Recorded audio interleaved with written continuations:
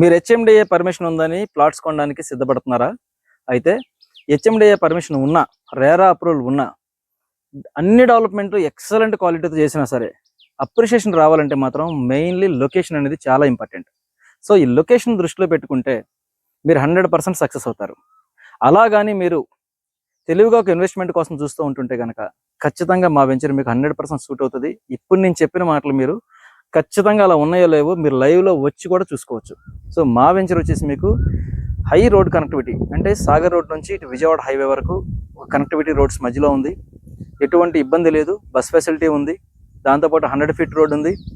మీకు పక్కనే మేజర్ గ్రామ పంచాయతీ 5,000 to 6,000 ఓటింగ్ కలిగిన గ్రామ పంచాయతీకి ఆనుకొని 30 acres హెచ్ఎండిఏ రేరా అప్రూవల్తో 80 to 90% బ్యాంక్ లోన్స్ మీకు అవైలబుల్ ఉంది.